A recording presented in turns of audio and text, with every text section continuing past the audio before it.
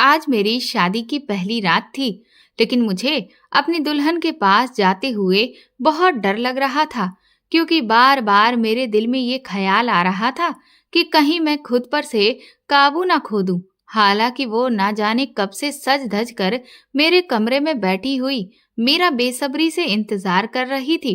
मेरी उम्र 25 साल हो गई थी, और इस उम्र में हर लड़के की इच्छा होती है कि उसकी शादी हो जाए।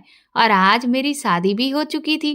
घर में शादी का बस एक छोटा सा फंक्शन रखा गया था। थोड़ी बहुत सजावट की गई थी, ताकि सभी को ये पता चल सके कि हाँ, इस घर में कोई खुशी का माहौल चल रहा है। लेकिन ये घर मेरा नहीं था, बल्कि ये घर मेरी मालकिन का था। उनके पति का काफी सालों पहले देहांत हो चुका था, और मेरी मालकिन अकेली थी और मैं भी अकेले था। ना तो उनका कोई सहारा था और ना ही कोई मुझे सहारा देने वाला था। इसलिए उन्होंने मुझे अपने घर पर रहने की जगह दी थी। मुझे आज भी वो दिन याद है जब मैं सड़क पर चक्कर खाकर गिर गया था, क्योंकि मैंने पिछले 3 दिनों से कुछ भी खाया नहीं था, और काम की तलाश करते हुए भूखे प्यासे मेरा हाल बेहाल हो चुका था। और इसीलिए एक दिन मेरी हिम्मत जवाब दे गई, और मुझे पता ही नहीं चला था कि मैं कब बेहोश हो गया। जब मेरी आंख खुली तो मैं मालकिन के घर पर था। उन्होंने सबसे पहले मुझसे मेरा हाल पूछा। फिर जब उन्हें ये पता चला कि मैं पिछले कई दिनों से भूखा हूँ, तो उन्होंने मुझे भरपेट खाना खिलाया था। सच में, इतने दिन के बाद जब मुझे खाना खाने को मिला, तो मुझे खाने की कीमत पता चली थी। ये बात आज से लगभग 3 महीने पुरानी है। मैंने देखा था कि मेरी मालकिन अपनी 15 साल की बेटी के साथ इस घर में बिल्कुल अकेली रहती थी। मेरी 15 साल की पत्नी कमरे में बैठी हुई थी, और मैं इधर बाहर टीवी हॉल में सोफे पर बैठा था। मेरी सास तो सोने के लिए चली गई थी, और जो थोड़े बहुत मेहमान थे वो भी अपने अपने घर वापस चले गए थे। लेकिन मैं इस कसम में था कि कमरे में जाऊं या ना जाऊं। मुझे बहुत बुरा भी लग रहा था कि मैं एक 15 साल की लड़की के साथ पति पत्नी का रिश्ता कैसे निभाऊंगा। मुझे ये सब कुछ सोचते हुए भी बहुत अजीब लग रहा था कि मैं कैसे उस छोटी सी बच्ची के साथ, क्योंकि वो जैसी भी थी, अभी उसकी उम्र बहुत कम थी, और फिर वो छोटी बच्ची ही तो थी। मैंने तो बस अपनी मालकिन के कहने पर ही ये शादी की थी। हाँ, मेरी पत्नी पूनम अगर थोड़ी सी बड़ी होती, वो 15 साल की जगह 18-20 साल की होती, फिर तो मैं भी इस शादी से बहुत खुश हो जाता, क्योंकि वो बहुत ही प्यारी लड़की है, और मुझे उससे शादी करने पर कोई ऐतराज नहीं होता। मुझे ऐतराज सिर्फ पूनम के कम उम्र होने पर था, उससे ज्यादा और मुझे कोई मतलब नहीं था। लेकिन मेरी सास ने मुझे कुछ इस तरह से जज्बाती तौर पर ब्लैकमेल किया था कि मैं चाहते हुए भी इनकार नहीं कर सका था। मैंने तो अपनी सास से कह दिया था कि मैं अभी पूनम के साथ बस फेरे ले लेता हूँ, लेकिन उसकी विदाई आप बाद में कर देना।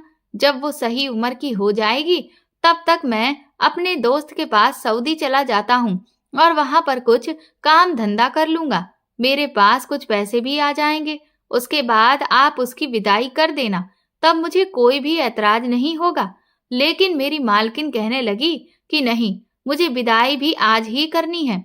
मुझे उनकी ये बात बिल्कुल भी समझ में नहीं आई थी, क्योंकि वैसे तो देखा जाए तो हम लोग एक ही घर में रह रहे थे।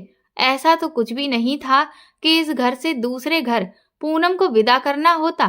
विदाई से तो मेरा मतलब बस यही था कि जिस तरह से एक पति पत्नी का रिश्ता होता है, वो एक रिश्ते में बंध जाते हैं, एक दूसरे के हो जाते हैं, बस वो वाली शुरुआत अभी मैं और पूनम नहीं करेंगे।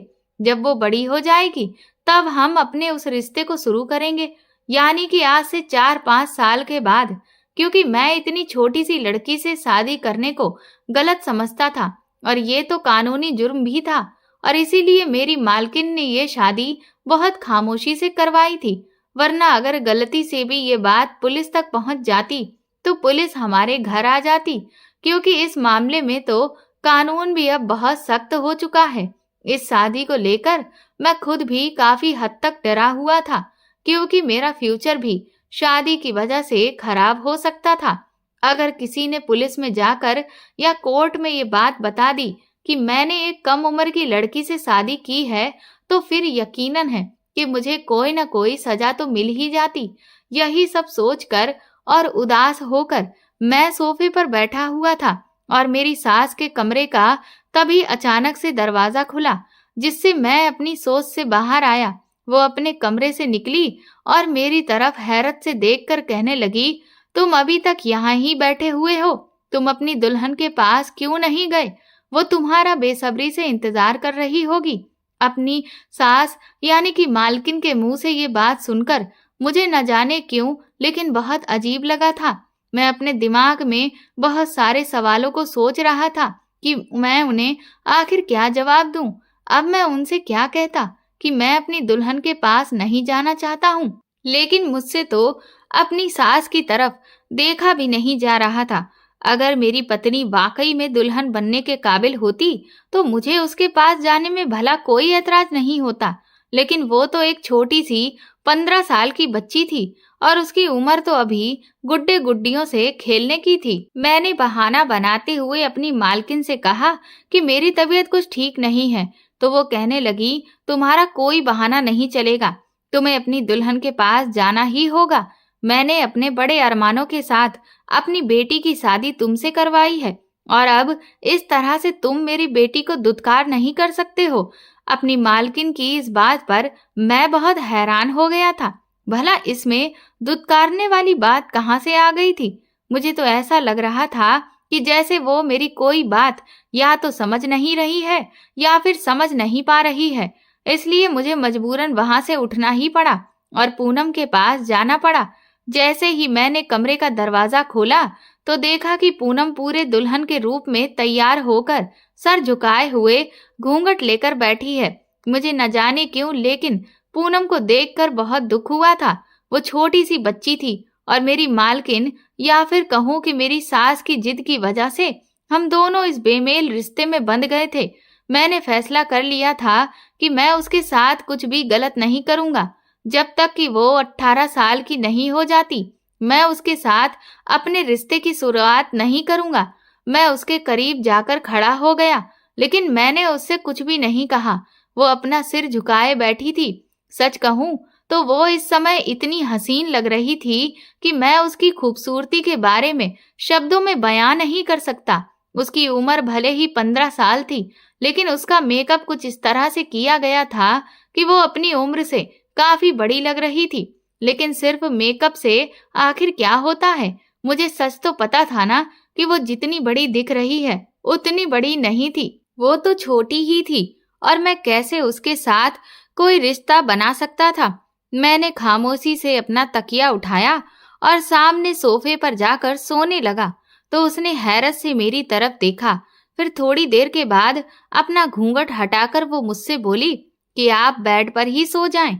ये सोफा तो बहुत छोटा है और आप तो अच्छे खासे लंबे हैं। आपको सोफे पर सोने में बहुत परेशानी होगी। उसकी बात सुनकर मैं हैरान रह गया कि वो छोटी सी थी, लेकिन बात उसने बड़ों के जैसे करी थी। मुझे लगा कि वो मेरे करीब आने से घबरा जाएगी, इसीलिए मैं सोफे पर सोने चला गया था। लेकिन जब वो खुद ही कह रही थी कि उसे किसी तरह का कोई डर नहीं है, तो फिर मुझे भी तो आराम की जरूरत थी। मैंने इसलिए तकिया वापस फिर अपनी जगह पर रखा और आंखें बंद करके लेट गया। मेरी आंखें बंद थीं, लेकिन मेरा दिमाग जागा हुआ था। मैंने तभी महसूस किया कि पूनम अभी तक बैठी हुई है। शायद वो मेरे इंतजार में बैठी हुई थी। मैंने आंखें खोलकर उसकी तरफ देखा तो वो मुझे ही देख रही थी। फिर मैंने उससे कहा कि तुम जाकर के भारी भरकम कपड़े बदल कर कोई कंफर्टेबल कपड़े पहनकर सो जाओ। मुझे भी नींद आ रही है। लेकिन मुझे पता नहीं क्यों ऐसा लगा था कि जैसे वो मेरी ये बात सुनकर बहुत नाराज हो गई थी। हालांकि मेरी बात सुनकर उसको तो खुश हो जाना चाहिए था, क्योंकि मेरे हिसाब से तो उसे इन रिश्तों के बारे में कोई जानकारी नहीं होगी, क्योंकि वो इतनी छोटी सी तो थी। फिर थोड़ी देर के बाद वो ड्रेसिंग रूम में चली गई। उसने अपने कपड़े बदल लिए और फिर मेरे बराबर में आकर लेट गई, तो मैंने भी उठकर लाइट बंद कर दी। लेकिन सोते समय मुझे पता नहीं क्यों ऐसा महसूस हो रहा था कि वो बार बार सरक कर नींद में मेरी तरफ ही आ रही थी।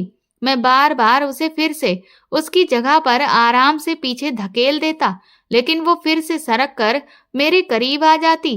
वो शायद नींद में थी या फिर उसको ज्यादा नींद में इधर उधर करवटें बदलने की आदत थी। वो तो नींद में ये हरकत कर रही थी, लेकिन मैं तो जाग रहा था ना। सिर्फ मैं ही नहीं जाग रहा था, उसके ऐसी हरकतें करने से मेरे जज्बात भी जागने लगे थे। एक बार के लिए तो वो मेरे इतने करीब आ गई थी कि मेरे दिल की धड़कनों ने शोर मचाकर रख दिया था। मेरी सांसें बहुत तेज हो गई थीं, क्योंकि मेरे सामने एक लड़की थी जो मेरे लिए कोई अनजान नहीं थी, बल्कि वो मेरी पत्नी थी और मैं उस पर अपना पूरा हक भी रखता था। पर मुझे बार बार इन सब बातों का डर लग रहा था कि उसकी उम्र कम है और कल को अगर पुलिस को इस बात की खबर हो गई और पूनम का अगर मेडिकल चेकअप किया और उसमें ये बात साबित हो गई कि मैंने उससे अपने रिश्ते की शुरुआत की है, तो मुझे कोई ना कोई सजा जरूर हो जानी थी। मैं यही सब सोच रहा था। फिर मैंने खुद को समझाया कि मेरे लिए सबसे बेहतर यही होगा कि मैं उससे दूर ही रहूं। इसलिए मैंने पूनम से खुद को दूर किया और दूसरी तरफ करवट बदल कर लेट गया। सारी रात मैं बहुत बेचैन रहा था। सुबह जब मेरी आंख खुली तो काफी देर हो चुकी थी। मैंने देखा पूनम अभी तक सो रही है। मैं आराम से उठकर खड़ा हुआ और घर से बाहर निकल गया। और उस दिन भी मैं बहुत बेचैन रहा। मैं अभी भी नौकरी की तलाश में था कि मुझे जल्दी ही कोई नौकरी मिल जाए। लेकिन जैसे ही पूरा दिन गुजरा, शाम हुई और जब मैं घर की तरफ चलने लगा तो मुझे फिर से बेचैनी होने लगी थी। ये बेचैनी पूनम को लेकर थी कि मैं कैसे उसके साथ अब फिर से एक रात कमरे में गुजारूंगा। मैंने सोचा कि मैं पूनम की माँ से बोलूंगा कि वो हमारा कमरा अलग अलग कर दे जब तक कि वो 18 साल की नहीं हो जाती। वैसे तो पूनम एक ऊंचे लंबे कद की लड़की थी और बेहद खूबसूरत थी। वो 15 साल की लड़की नहीं लगती थी, बल्कि वो 17 साल तक की लगती थी। और वो खूबसूरत तो इतनी थी जैसे कि कोई मोम की गुड़िया हो, लेकिन मैं तो उसे हमेशा बच्चों की तरह ही समझता था। मैं पूनम से बहुत ज्यादा बात भी नहीं करता था। भले ही मुझे इस घर में रहते हुए सिर्फ 3 महीने हुए थे, लेकिन मैं घर में बहुत ज्यादा नहीं रहा था। मैं अपना सारा दिन घर के बाहर ही गुजारता था। सिर्फ इस घर में सोने और खाने के लिए ही आता था, या फिर अगर मेरी मालकिन मुझे कोई काम बता देती तब उनका काम करने या सौदा वगैरह लाने के लिए बाजार चला जाता था। कभी बिजली का बिल जमा करने तो कभी गैस भरवाने। ऐसे छोटे मोटे कामों के लिए मालकिन मुझे घर बुलाया करती थी और मैं उस समय घर आ जाया करता था। मैं बिना मतलब घर पर बैठने वाले लड़कों में से नहीं था। हर बार मैं नौकरी की तलाश में घर से बाहर निकलता था। नौकरी तो मुझे नहीं मिलती थी, लेकिन कोई छोटा मोटा काम जरूर मिल जाता था, जिसे करके मेरे हाथ में कुछ पैसे आ जाते थे। मेरी मालकिन के घर में मेरी जिंदगी बहुत ही आराम से गुजर रही थी कि एक दिन मेरी मालकिन ने मुझसे एक ऐसी जिद कर दी जिसके बारे में कभी मैं सोच भी नहीं सकता था। मालकिन की तबीयत काफी खराब हो गई थी, तो उन्होंने मुझे अपने पास बुलाया और कहा कि मुझे लगता है कि मेरी जिंदगी का अब कोई भरोसा नहीं है, इसलिए मैं चाहती हूँ कि तुम मेरी बेटी से शादी कर लो। मालकिन की इस बात पर मैं दंग रह गया था, क्योंकि उनकी बेटी सिर्फ 15 साल की थी।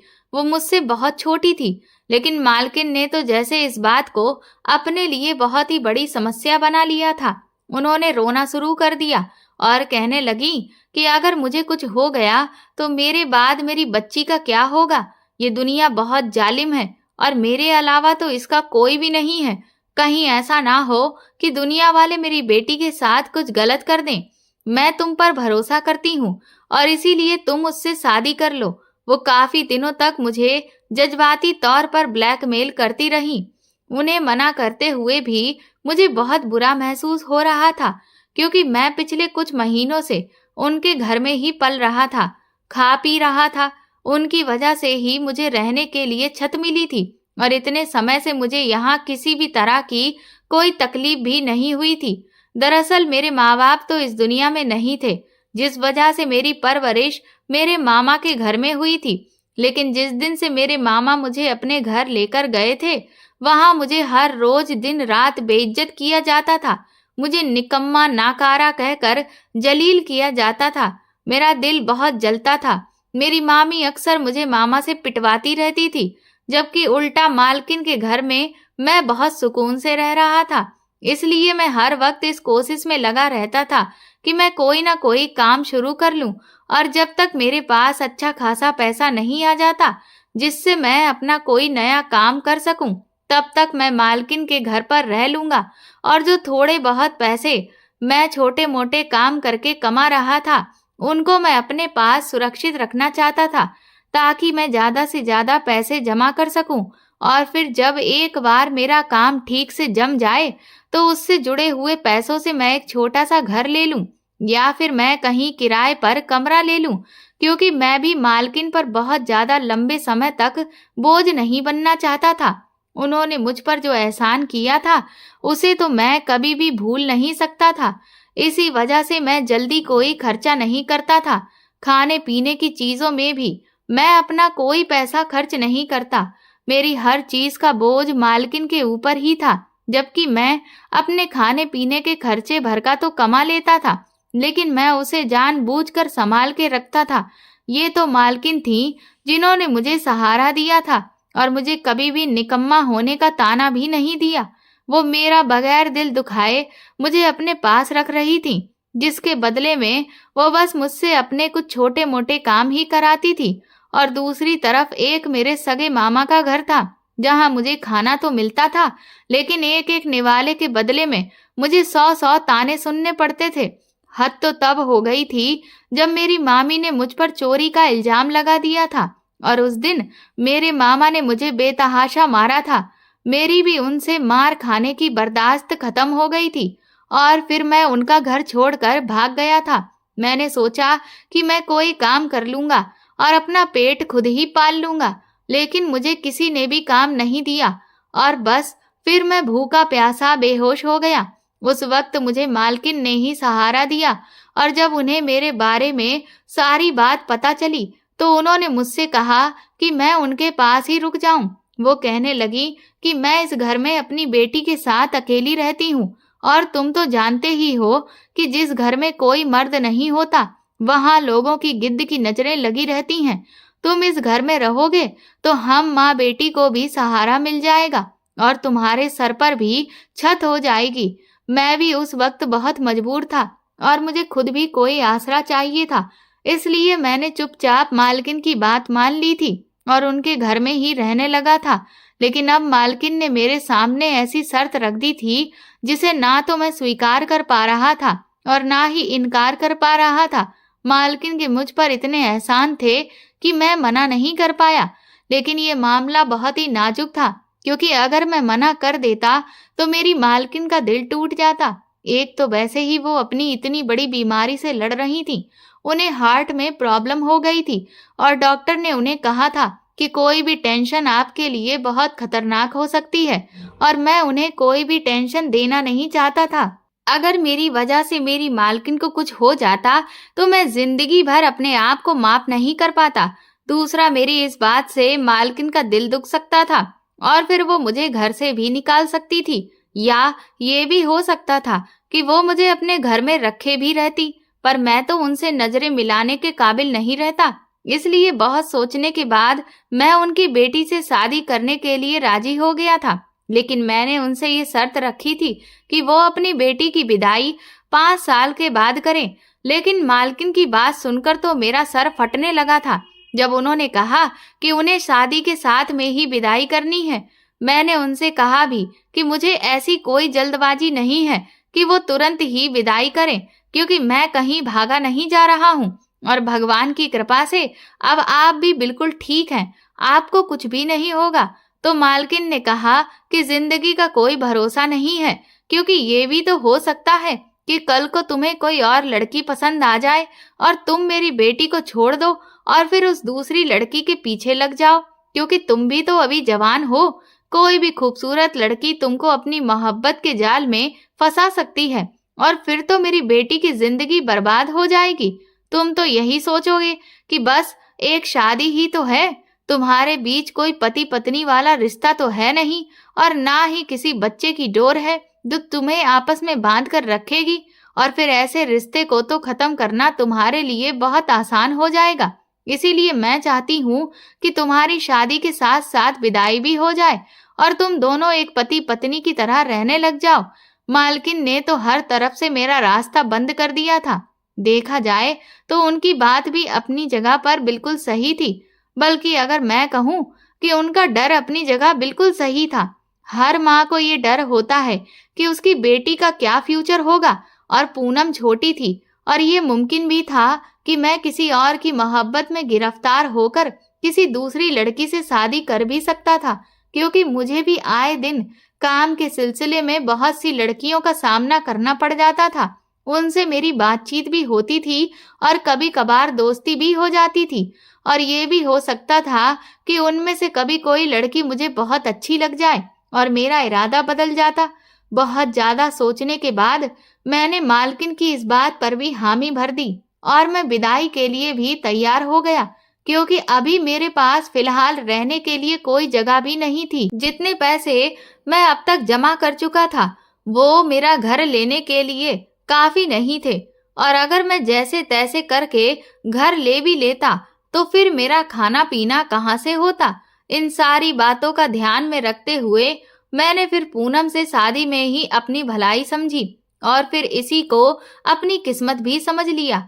मैंने सोचा कि बस कुछ साल और इंतजार कर लेता हूँ, फिर जब वो बड़ी हो जाएगी उसके बाद मैं उसके साथ अपना रिश्ता आगे बढ़ाऊंगा और मेरी जिंदगी भी इसी तरह से अच्छे से गुजर जाएगी। दूसरी तरफ ये भी हो सकता था कि जब पूनम बड़ी हो जाए तो उसका मन भी बदल जाए और वो खुद ही शादी के लिए इनकार कर दे, क्योंकि मैं तो उससे काफी साल बड़ा था, और अगर वो ऐसा करती तो मेरे लिए अपने आप आसानी हो जाती और मेरा रास्ता भी साफ हो जाता। लेकिन पूनम की हरकतें तो मुझे कुछ और ही बयान कर रही थीं। मुझे लग रहा था कि वो शायद इतनी भी छोटी नहीं थी जितना कि मैं उसे समझ रहा था। मैंने महसूस किया था कि वो बहाने बहाने से मेरे करीब आने की कोशिश करती। फिर मुझे लगा कि उसे ये सब कुछ मालकिन ने सिखाया होगा। उन्होंने उसे समझाया होगा कि किस तरह से वो मुझसे अपने पति पत्नी वाले रिश्ते की शुरुआत कर ले, ताकि जल्द से जल्द वो उम्मीद से हो जाए और हम दोनों एक मजबूत डोर में बंध जाएं। मुझे अपनी मालकिन की इस सोच पर बहुत अफसोस हो रहा था। उन्हें अपनी बेटी की सेहत की बिल्कुल चिंता ही नहीं थी, बस उन्हें उसका फ्यूचर ही सुरक्षित करना था। भला मैं कहीं भागा तो नहीं जा रहा था। लेकिन कुछ टाइम के बाद मेरा ये ख्याल भी गलत साबित हो गया था कि उसे ये सब कुछ मालकिन ने समझाया है। मैंने महसूस किया कि पूनम तो खुद ही इस टाइप की थी। उसका दिमाग तो वक्त से पहले ही बड़ा हो गया था, क्योंकि वो हर समय सोशल मीडिया का इस्तेमाल करती थी और उसे इस रिश्ते के बारे में पहले से ही सब कुछ पता था, और उसके अंदर उस तरह के जज्बात भी पैदा हो गए थे। और मैं उसका पति था और इसीलिए वो सोच रही थी कि वो जल्द से जल्द मेरे करीब आ जाए। मैं जानता था कि इस उम्र में लड़कियों के हार्मोन्स में बहुत सारे बदलाव होते हैं और जिसकी वजह से उस तरह की इच्छाएं भी बढ़ती चली जाती हैं। उन्हें भी ये लगता है कि कोई लड़का उनके बहुत करीब आए, उन पर ध्यान दे, उनकी तारीफ करे। ये उम्र लड़कियों की बहुत ही नाजुक उम्र होती है। कहते हैं कि इस उम्र में लड़कियों को माँ बाप की केयर की बहुत ज्यादा जरूरत होती है, और अगर ऐसे में उनके ऊपर ध्यान न दिया जाए तो कई बार वो गलत रास्ते पर भटक भी जाती हैं। और पूनम भी अभी इस उम्र से गुजर रही थी। उसके अंदर जो बदलाव आ रहे थे वो उसे बहुत ज्यादा तंग कर रहे थे। पूनम की भी ये इच्छा थी कि मैं उसके करीब जाऊं, उससे अपना रिश्ता आगे बढ़ाऊं, और इसीलिए वो बेधड़क मेरे सामने आ जाती थी। रात में हम एक ही बिस्तर पर सोते थे तो वो मेरे करीब आ जाती। वो मेरे सामने बहुत अच्छे से तैयार होकर आती। वो पूरी कोशिश कर रही थी कि मैं उसकी तरफ खिंचा चला जाऊं। पूनम अभी सिर्फ 10th क्लास में थी। मैं जब भी उसे स्कूल छोड़ने के लिए जाता तो वो मेरी बाइक पर मुझसे चिपक कर बैठने की कोशिश करती थी। मैं उससे कहता था कि पीछे हटकर बैठो तो वो बस कुछ देर के लिए ही पीछे हो जाती, और फिर जैसे ही बाइक थोड़ा सा आगे बढ़ती तो वो दोबारा से मेरे करीब हो जाती थी। मेरे दिल की धड़कनों में तो तूफान मचकर रह जाता था, लेकिन मैं खुद पर बहुत कंट्रोल करता था। मुझे उसकी हरकतों पर अब गुस्सा आने लगा था, क्योंकि मैं कानूनी तौर पर भी बहुत डरा हुआ था। कि कहीं मैं पकड़ा ना जाऊं। लेकिन अब मैं नोटिस कर रहा था कि कुछ दिनों से पूनम के दिमागी हालात दिन ब दिन खराब होती जा रही थी। उसे इस बात की बहुत ज्यादा परेशानी थी कि मैं उसके करीब क्यों नहीं जा रहा हूँ। लेकिन एक दिन जब उसकी बर्दाश्त की हद खत्म हो गई तो वो खुद ही मेरे बहुत ज्यादा करीब आने लगी थी। शायद उसका खुद पर कोई भी नियंत्रण नहीं रहा था। वो मेरे गले आकर लग गई और तब तो ऐसा लगा कि जैसे मेरे अंदर आग सी लग गई थी। लेकिन मुझे पूनम की हरकत बिल्कुल पसंद नहीं आई थी। गुस्से के मारे मेरा बहुत बुरा हाल हो रहा था। मैंने गुस्से में उसे पीछे झटक दिया तो वो रोने लगी। कहने लगी, मैं आपकी पत्नी हूँ, आप मुझसे दूर क्यों रहते हैं? मैंने उससे कहा कि पहले तुम अपनी उम्र तो देखो, फिर ऐसी बातें करो। मैंने उसको उस वक्त बहुत ज्यादा डांट दिया था। न जाने मैंने उसे कितनी बुरी बुरी बातें सुनाई और फिर घर छोड़कर बाहर चला गया। 2 दिन तक मैं घर से बाहर ही रहा और मैंने अपना मोबाइल भी बंद कर दिया था। इन 2 दिनों तक मैं अपने एक दोस्त के घर पर रहा। मैं खुद भी दिमागी तौर पर बहुत ज्यादा परेशान था। घर वापस आया तो मेरी मालकिन बहुत परेशान थी। उन्होंने कहा कि मुझे तो पहले से ही लग रहा था कि तुम मेरी बेटी को छोड़कर चले जाओगे और मुझे अभी तक यही डर था। मैंने देखा कि पूनम का रंग पीला पड़ा हुआ था और उसकी तबीयत भी मुझे कुछ ठीक नहीं लग रही थी। वो शायद मेरे घर छोड़कर जाने की वजह से बहुत ज्यादा परेशान थी। अब मुझे पहली बार अपनी ऐसी गलती पर अफसोस हो रहा था। मैंने अपनी मालकिन से बहाना बनाया कि मैं 2 दिन के लिए एक काम से शहर से बाहर चला गया था। मुझे पूनम बहुत चुपचाप सी लग रही थी। मुझे खुद पर बहुत अफसोस होने लगा कि मुझे उसके साथ ऐसा व्यवहार नहीं करना चाहिए था। वो अभी बच्ची है, बहुत ही नाजुक उम्र से गुजर रही है और उसे डांट फटकार से नहीं बल्कि प्यार से समझाना चाहिए। मैं कमरे में गया तो पूनम अपना तकिया उठाकर सोफे पर जाने लगी, क्योंकि उस दिन मैंने गुस्से में उसे बहुत कुछ सुना दिया था। मैंने गुस्से में उसे ये भी कहा था कि तुम आज के बाद मेरे साथ एक बिस्तर पर नहीं होगी, वरना मैं कमरे से बाहर निकल जाऊंगा। मुझे अपनी ये बात याद आई तो मैंने पूनम को पुकारा। मेरे बुलाते ही वो एकदम से डर गई और कहने लगी, प्लीज कमरे से बाहर मत जाइएगा, मैं सोफे पर ही सो जाया करूंगी। उसकी बात सुनकर मैं शर्मिंदा हुआ था। मैंने गहरी सांस भरी और उठकर पूनम के पास आया। मैंने उसका हाथ थामा और फिर उसे बेड पर बिठा दिया।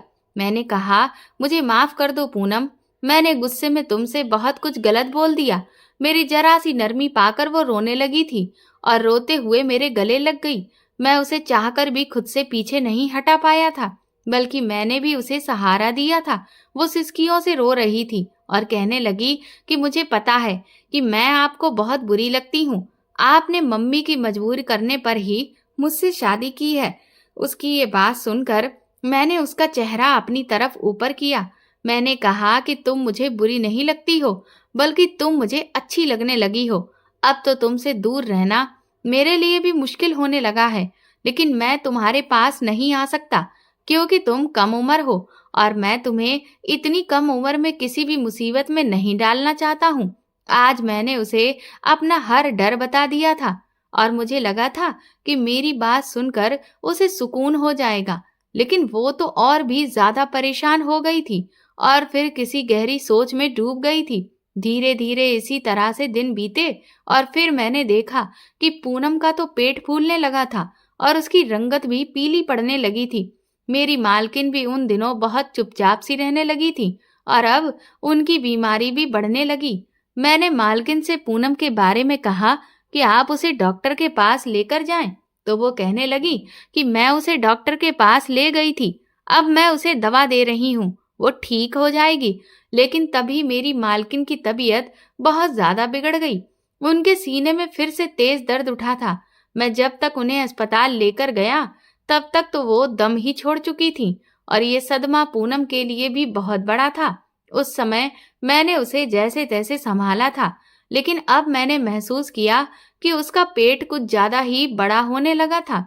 फिर मैं उसे डॉक्टर के पास लेकर गया और डॉक्टर ने जब उसका अल्ट्रासाउंड किया और मुझे जो बात बताई उसे सुनकर तो मेरे होश उड़ गए थे। डॉक्टर कहने लगी कि आपकी पत्नी तो 5 महीने की प्रेग्नेंट है। ये बात सुनकर तो मेरा दिमाग घूम कर रह गया था। मैं जिस लड़की को बच्ची समझ रहा था और उसके पास नहीं जाता था, वो तो कम उम्र में ही इस तरह के गुल खिला बैठी थी और अपना गुनाह छुपाने के लिए ही उसने मुझसे शादी की थी। मेरी मालकिन की जल्दबाजी अब मुझे समझ आई थी और पूनम क्यों बार बार मेरे करीब आ रही थी, ये सब कुछ भी अब मुझे समझ आ रहा था। मैं तो अपनी अकल पर हैरान था कि इतनी सी उम्र में पूनम ये सब कुछ कैसे कर सकती थी। डॉक्टर कहने लगे कि आपकी पत्नी बहुत ही कम उम्र है, आप उसका बहुत ख्याल रखें, वरना डिलीवरी में काफी मुश्किलें पैदा हो सकती हैं। मैं जब घर वापस आया तो पूनम को कमरे में ले गया और गुस्से में ले जाकर मैंने उसे बेड पर पटक दिया। मैंने कहा कि मुझे नहीं पता था कि इतनी सी कम उम्र में तुम ये सब कुछ भी कर सकती हो। तुम्हें और मालकिन को मैं ही मिला था तुम्हारा ये पाप छुपाने के लिए। मेरा इतना कहने पर वो रोने लगी और कहने लगी कि इस सब में मेरा कोई दोष नहीं है, क्योंकि मेरे ऑटो ड्राइवर ने मेरे साथ जबरदस्ती ये सब।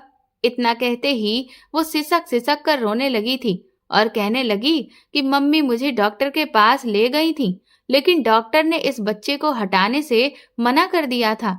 वो कहने लगी कि अभी मैं बहुत कम उम्र हूँ और इतनी तकलीफ नहीं सह सकती हूँ। उसकी बात सुनकर मैं अपना सर पकड़कर बैठ गया था। पूनम कहने लगी कि आप प्लीज मुझे तलाक मत दीजिएगा। बेशक आप दूसरी शादी कर लेना, लेकिन मुझे अकेला मत छोड़िएगा, क्योंकि मेरा इस सब में कोई दोष नहीं है। वो मेरे कदमों में बैठी हुई थी, लेकिन मैं उसकी तरफ देख भी नहीं रहा था। उसने और उसकी माँ ने मुझे जो धोखा दिया था वो मुझसे बर्दाश्त नहीं हो रहा था। मैं उसे धक्का देकर कमरे से बाहर निकल आया और अब मैं वापस लौट कर नहीं गया। मैं काफी दिनों से सऊदी जाने की तैयारी कर रहा था और सोच रहा था कि मैं पूनम को उसकी माँ के पास छोड़कर सऊदी चला जाऊंगा और फिर 4-5 साल के बाद आऊंगा। तब तक पूनम भी लगभग 19-20 साल की हो जाएगी और फिर मैं उसके साथ अपनी शादीशुदा जिंदगी की शुरुआत करूंगा। लेकिन आज जो सच मेरे सामने खुलकर आया था, उसने तो मेरे वजूद को ही हिलाकर रख दिया था। इधर सऊदी जाने के मेरे सारे पेपर तैयार हो चुके थे और इसीलिए मैं अगले दिन ही पूनम को बिना बताए सऊदी चला गया। उस समय मेरे दिमाग में बिल्कुल नहीं आया कि वो एक अकेली कम उम्र लड़की है जो कि माँ बनने वाली थी और अभी तो उसके पास उसकी माँ भी नहीं थी और इस अकेलेपन में उसका क्या होता। मैंने गुस्से में ये सब बिल्कुल भी नहीं सोचा और ऐसा फैसला कर लिया था कि मैं उसे छोड़कर सऊदी चला जाऊंगा और फिर वहां पहुंचकर मैं काम की तलाश में लग गया।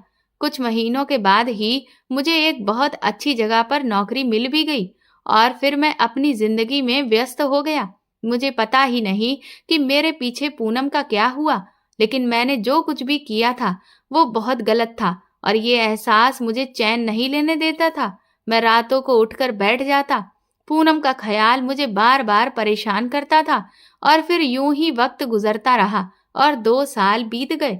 2 साल के बाद मैं हिंदुस्तान वापस आया, क्योंकि मेरा वहां पर 2 साल का कॉन्ट्रैक्ट था। जब वो खत्म हुआ तब मुझे 3 महीने की छुट्टियां दी गई थी। सच कहूं तो मैं उस वक्त सिर्फ पूनम की खातिर ही हिंदुस्तान वापस आया था, वरना अब यहाँ पर मेरा था ही कौन। इन 2 सालों में मेरा दिल बहुत बेचैन रहा था। मैं एक बार पूनम को अपनी आंखों से देख लेना चाहता था कि वो ठीक है भी या नहीं। उसके बाद मैं निश्चिंत हो जाता। लेकिन वापस घर आकर मैंने जो कुछ भी देखा उससे तो मेरी आंखें फटी की फटी रह गई थी। मुझे तो यकीन ही नहीं हो रहा था कि क्या ये वही पूनम थी। वो बिल्कुल हड्डियों का ढांचा बन चुकी थी। उस वक्त वो सामने सोफे पर पड़ी हुई थी। उसका चेहरा ऐसे था जैसे किसी ने पीला रंग लगा दिया हो। हाथ पैर सूख कर बिल्कुल लकड़ी के समान हो गए थे। उसे ऐसी हालत में देखकर मैं तो तड़प कर उसके पास जा पहुंचा था। उसने बड़ी मुश्किल से अपनी आंखें खोलकर मुझे देखा। मुझे देखकर उसे ये विश्वास ही नहीं हो रहा था कि ये मैं ही हूँ। फिर उसने मुझे जब छूकर महसूस किया तो मैंने उससे कहा, पूनम, हाँ ये मैं ही हूँ। और फिर उसकी आंखों से आंसू बह निकले थे। वो रोने लगी और कहने लगी, तुम्हारे जाने के बाद मैंने बहुत तकलीफें सही हैं। पता नहीं भगवान ने अब तक मुझे क्यों जिंदा रखा है। वरना शायद मैं तो उसी दिन मर जाती जब मैंने एक मरे हुए बच्चे को जन्म दिया था। अब भी जब मुझे वो तकलीफ याद आती है तो मैं बुरी तरह से सहम जाती हूँ।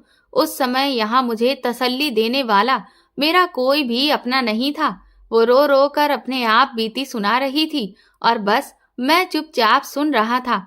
मेरा दिल उसकी हालत पर खून के आंसू रो रहा था। उसकी हालत का जिम्मेदार सिर्फ और सिर्फ मैं था। वो कहने लगी, तुम्हारे जाने के बाद मेरा कोई भी नहीं था। पापा की जो दुकान माँ ने किराए पर उठा रखी थी, उसके किराए से ही मैं अपना खर्चा चला रही थी। लेकिन जिंदगी जीने के लिए मेरे पास कोई भी उम्मीद नहीं बची थी। बस मैं हर वक्त मर जाने की दुआएं मांगा करती थी। मैं तुम्हें इस बात का कसूरवार नहीं ठहराती हूँ, क्योंकि तुम्हारे साथ भी तो धोखा ही हुआ था। लेकिन शायद गलती इसमें मेरी भी नहीं थी, क्योंकि मेरे साथ भी जो कुछ भी हुआ था वो सब जबरदस्ती किया गया था। मैं उसे तुरंत ही अपनी बाहों में उठाकर अस्पताल लेकर भागा था और उसके सारे चेकअप करवाने के बाद मुझे पता चला कि उसे टीबी हो गया था। फिर मैं उसे अपने साथ सऊदी ले आया और वहीं पर उसका इलाज करवाने लगा। पूरा 1 साल लगा था उसे पूरी तरह से ठीक होने में। मैंने फिर उससे हाथ जोड़कर माफी मांगी थी। मैंने कहा कि मैंने जो कुछ भी किया है वो गुस्से में उठाया हुआ कदम था। मुझे ऐसा नहीं करना चाहिए था। पूनम का दिल सच में बहुत बड़ा था। उसने मुझे माफ कर दिया और उस दिन मैंने सच्चे दिल से पूनम को अपनाया था और उसे अपनी पत्नी स्वीकार किया था। फिर मैंने पूनम के साथ अपनी जिंदगी की एक नई शुरुआत की। आज मेरी अधूरी जिंदगी पूरी हो गई थी, क्योंकि अब इस दुनिया में कोई ऐसा था जिसे मैं अपना कह सकता था।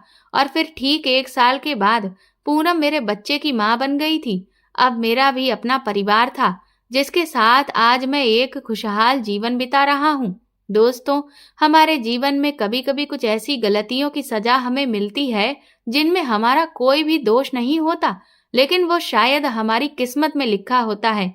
लेकिन इस सब में हमें इंसानियत को कभी भी नहीं भूलना चाहिए। दोस्तों, अगर ये कहानी आपको पसंद आई हो और इससे आपको कोई अच्छी सीख मिली है तो प्लीज हमें कमेंट करके जरूर बताएं और इस वीडियो को ज्यादा से ज्यादा शेयर और लाइक करके मेरे चैनल को सपोर्ट करें। साथ ही बेल आइकन जरूर दबा दें ताकि आगे आने वाली नोटिफिकेशंस भी आपको मिलती रहें। Thank you.